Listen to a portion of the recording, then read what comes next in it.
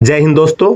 अगर आपका भी सपना देश की पैरामिलिट्री फोर्सेज यानी कि सेंट्रल आर्मड पुलिस फोर्स की वर्दी पहनना है, जिसके अंदर आपकी BSF, CRPF, CISF, ITBP, SSB ये सभी फोर्सेज आती हैं, तो बहुत से युवाओं का सवाल होता है कि सर इसके अंदर हम कांस्टेबल से भर्ती हो सकते हैं, तो एसएससी-जीडी की हम तैयारी कर रहे हैं, अगर हम इसको अंदर सब इंस्पेक्टर से भर्ती होना चाहें तो हम कैसे बनते हैं, इसके लिए कौन सा फॉर्म भरना होता है, उम्र कितनी चाहिए होती है, कितनी आपकी एजुकेशन होनी चाहिए। तो आज के इस वीडियो में आपको ये 2 स्टार वाली यानी कि एक अधिकारी की जो नौकरी का पूरा प्रोसेस स्टेप बाय स्टेप बताएंगे। वीडियो को आखिर तक जरूर देखना। अगर चैनल पर नए हैं तो सब्सक्राइब करके बेल आइकन जरूर दबा लेना। चलिए वीडियो शुरू करते हैं। दोस्तों, सीआरपीएफ में डायरेक्ट सब इंस्पेक्टर बनने के लिए आपको जो एग्ज़ाम देना होता है वो होता है आपका एसएससी सीपीओ। जैसे आप कांस्टेबल से भर्ती होते हैं उसके लिए आपको एसएससी-जीडी का एग्ज़ाम देना होता है, वैसे आपको सब इंस्पेक्टर से भर्ती होने के लिए एसएससी का सीपीओ एग्ज़ाम यानी कि आपका सेंट्रल पुलिस ऑर्गेनाइजेशन एग्ज़ाम होता है, वो आपको क्लियर करना पड़ेगा। एसएससी सीपीओ का नोटिफिकेशन लगभग हर साल निकलता है। इसमें एक सिंगल एग्ज़ाम को पास करके आप अपनी रैंक और कट ऑफ के हिसाब से CISF, BSF, CRPF, ITBP, SSB में डायरेक्ट आप एसआई बन सकते हैं। इसके साथ ही इसी वैकेंसी के साथ में आप दिल्ली पुलिस के अंदर भी सब इंस्पेक्टर बन सकते हैं। तो अब बात करते हैं इसके अंदर एलिजिबिलिटी की। तो एलिजिबिलिटी के लिए सबसे पहले जो आपकी एजुकेशन में आपको ग्रेजुएट होना जरूरी है।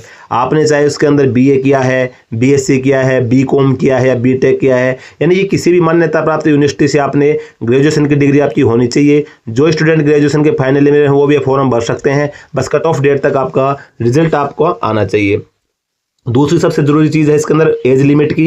एज लिमिट इसके अंदर 20 से 25 मांगी जाती है जनरल कैटेगरी के लिए। उसके बाद में ओबीसी, एससी, एसटी के लिए जो सेंट्रल गवर्नमेंट के रूल के अनुसार एज रिलैक्सेशन मिलता है वो इसके अंदर आपको मिलता है। फॉर्म भरने के बाद में आपके इसके अंदर प्रक्रियाएं होती हैं, जो स्टेज होती है प्रोसेस में उसको गुजरना पड़ता है। जिसके अंदर पहली प्रोसेस आपकी होती है वो होता है आपका पेपर होता है, रिटन एग्जाम होता है। रिटन एग्जाम आपको पास करना पड़ता है। रिटन एग्जाम पास करने के बाद में फिर आपको, अगर आपने रिटन एग्जाम क्लियर कर दिया तो फिर आपका पीएचटी पीएटी होगा, जिसके अंदर आपकी हाइट होती है। हाइट आपकी मतलब जनरल कैटेगरी से तो आपको 70 सेंटीमीटर आपकी हाइट होनी चाहिए। जो एसएससी-जीडी का जो क्राइटेरिया है पीएचटी का वही आपका होना चाहिए। फिर उसके बाद में आपकी रनिंग हो जाती है, 1.6 किलोमीटर रनिंग आपको क्लियर करनी है।